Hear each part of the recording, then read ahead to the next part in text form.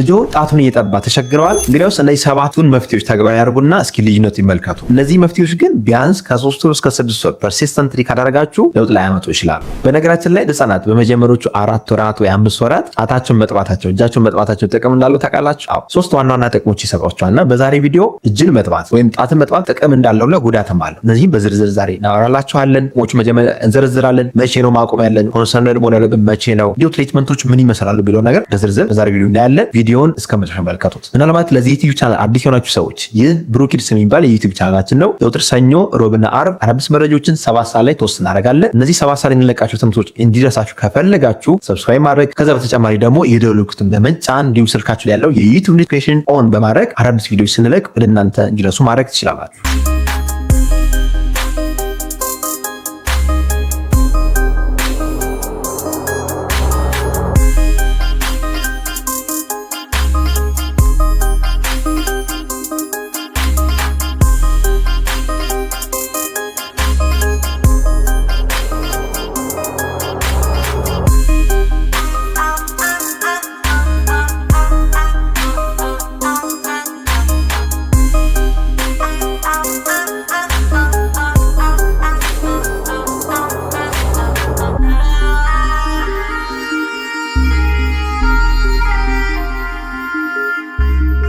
በመግቢያ ላይ እንዳልኳችሁ የጨቅላ ህፃናት በመጀመሪያዎቹ 3 ወይም 4 ወራት ጣታቸውን መጥባታቸው ጥቅሞች አሉት። የመጀመሪያው ዋነኛው ጥቅም ጣታቸውን የሚያረጋጉበት ወይም ሰልፍ ሱዚንግ ቢሄቪየር ይባላል። ለምሳሌ ከጭንቀታቸው፣ ከፍርሃታቸው ወይም ደግሞ ከረሃባቸው ለማስታገስ ጣታቸውን ሊጠቡ ይችላሉ፣ እጃቸውን ሊጠቡ ይችላሉ። ተፈጥሯዊ ነገር ነው። ሁለተኛው ጥቅም ደግሞ አካባቢያቸውን ለመቃኘትና ኤክስፕሎር ለማድረግ የሚጠቀሙት የመጀመሪያው ሴንሳቸው በመቅመስና በማኘክ ነው። ይህም ተፈጥሯዊ ነገር ነው። ለምሳሌ እጃቸው ሊሆን ይችላል ወይም ሌላ ነገር ሲሰጧቸው በማኘክ በማንቀሳቀስ አፋቸው ውስጥ በማንቀሳቀስ ራሱ የቻለ ጥቅም አለ። ያ ቴክስቸሮች እንዲረዱ የምግብ ብቻ ሳይሆን የነገሮቹ ቴክስቸር እንዲረዱ ኤክስፕሎር እንዲያደርጉ ይረዳቸዋል። ሶስተኛው ጥቅም ደግሞ ጋግ ሪፍሌክስ የሚባለው የቋቅታን ተፈጥሮ ወደ ኋላ ለመመለስ ይረዳል። በመጀመሪያዎቹ ወራት ምላሳቸው ፊት ለፊት ራሱ ሲነቡ ቋቅ ሊሉ ይችላል። ሆኖም ግን ጣታቸውን እያስገቡ እያኘኩ ወይም እየጠቡ ሲሄዱ የጋግ ሪፍሌክስ የሚባለውን ተፈጥሯዊ ምላሽ ወደ ኋላ ይገፉታል። ያ ማለት ቋቅታን ይከላከላል። ያ ደግሞ ምግብ ሲጀምሩ ቋቅ እንዳይናቸው ወይም ምግብን በትክክል አላምጣ በምላሳቸው አንቀሳቅሰው እንዲውጡት ይረዳቸዋል። ለምሳሌ እኛ ምላሳችን ከኋላ ሄደን በጣታችን ነካ ካደረገ ቋቅ ይለምናል አይደለ? ይህ ጋግ ሪፍሌክስ ይባላል። የነሱ ጋግ ሪፍሌክስ መጀመሪያ በተፈጥሮ ያለው ወደፊት አካባቢ ነው። ከዛ እየሸሸ ወደ ኋላ ይሄዳል። ወደ ኋላ ሄደ ማለት ልጁ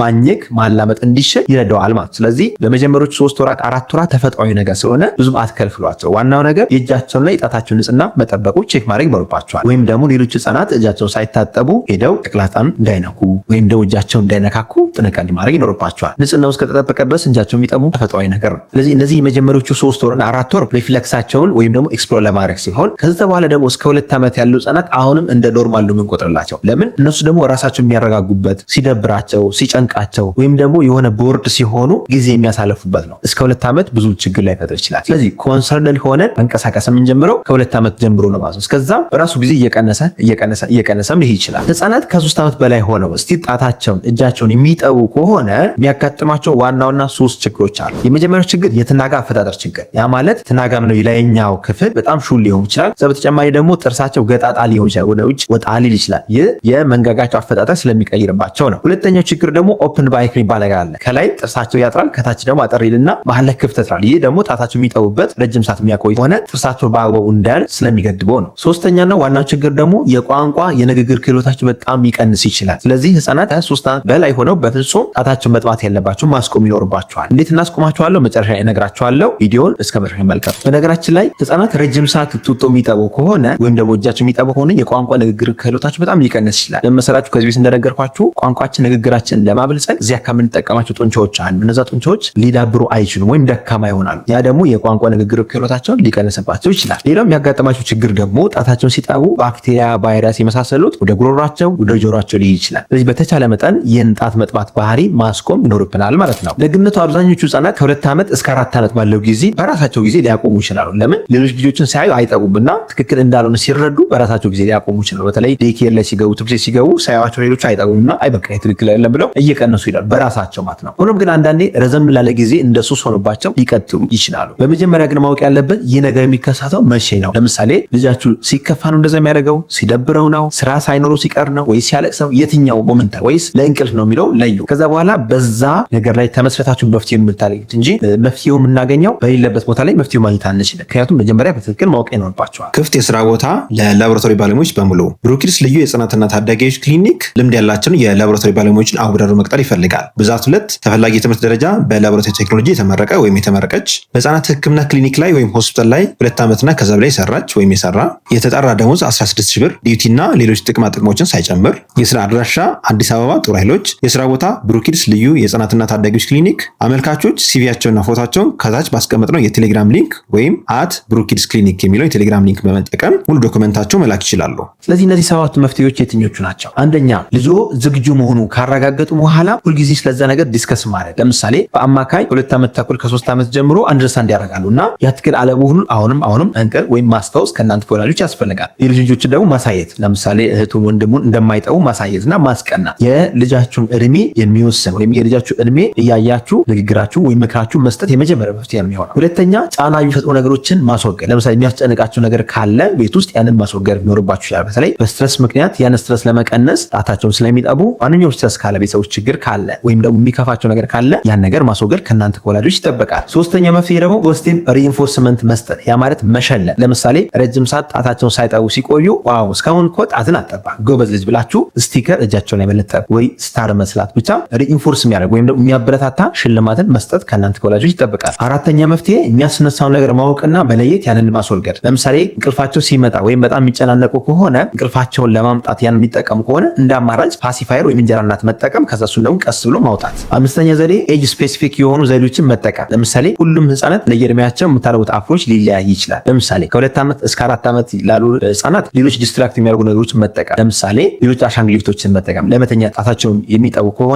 ሌላ አሻንጉሊት አቅፎ እንዲተኙ ማድረግ ሊሆን ይችላል። ሌላው ደግሞ እጃቸውን ቢዚ ማድረግ። በተለይ ቀን የሚጠቡ ከሆነ እጃቸውን በጨዋታ ቢዚ ማድረግ። ለምሳሌ የሚገጣጠሙ ነገሮች በመስጠት ወይም በማሯሯጥ ሊሆን ይችላል። የሚሰሩ ነገሮችን የሚቸከቸጉ ነገሮች በመስጠት ሊሆን ይችላል። እነዚህ የመሳሰሉት በመስጠት እጃቸውን ቢዚ ማድረግና ዲስትራክት ማድረግ ይጠበቃል። ሌላው በተቻለ መጠን በወዳቸው ተኝተው እንዲጫወቱ መርዳት ይኖርባቸዋል። ለምሳሌ ምንጣፍ ታነጥፉላቸውና እጃቸው ወደታች የሚያደርጉት ከሆነ ሰውነታቸውን ለመደገፍ የሚጠቀሙበት ከሆነ ሳያስቡት ወደ ጨዋታው ሊመሩ ይችላሉ። ስለዚህ ጣታቸው ወደ አፋቸው ላይከቱ ይችላሉ ማለት ነው። ስለዚህ ፕሌይንግ ኦን ዘ ግራውንድ ይመከራል። ሆኖም ግን እድሜያቸው 4 ዓመት 5 ዓመት አልፎ እነዚህ ቴክኒኮች ሁሉ ተጠቅማችሁ ምንም ለውጥ የማያመጡ ከሆነ ዴንታል አፕላያንስ መጠቀም ይኖርባቸው። ዴንታል አፕላያንስ ማለት ልክ እንደ ብሬስ ቅርሳቸውን የሚገጠም ሲሆን ይህ ዴንታል አፕላያንስ ልክ ጣታቸውን ወደ ውስጥ ሲያስገቡ ይገጫቸዋል ወይም ይነካቸዋል። የዛኔ አስታውሰው እንዲያወጡ ማድረግ እናንተ ከወላጆች ይጠብቃል። ይህ ዴንታል አፕላያንስ ግን የመጨረሻ አማራጫቸውን ልታደርጉ የሚገባ። ስድስተኛው የምነግራችሁ ዘዴ ደግሞ ሹራብ ጣታቸው ላይ ወይም ደግሞ ግላቭ ማድረግ። እነዚህ ግላቮች በጣም ስስ ሳይሆን ወፈር ያሉ የሹራብ ግላቮች ቢሆኑ ይመከራል። ሰባተኛ ደግሞ እጅ ላይ የሚቀባቡ ነገሮችን እንደ አማራጭ መጠቀም ይቻላል። ሆኖም ግን ያ የምንጠቀመው ነገር በትክክል ለሜዲካል ፐርፐስ የተዘጋጀ መሆኑን ቶክሲክ አለመሆኑንና ያ ነገር ድንገት ወደ አፋቸው ገብቶ ቢውጡት እንደማይጎዳቸው እርግጠኛ ሆነ አለባቸው። ለዚህ ተብሎ የሚዘጋጁ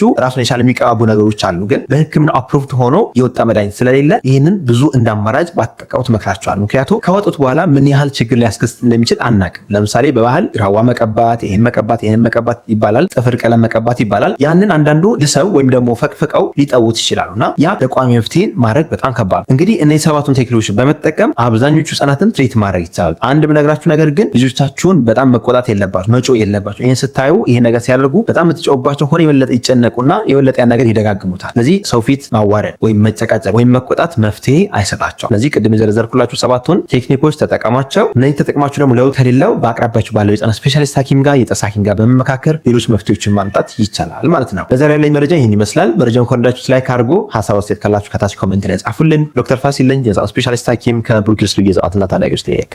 መልካም ጊዜ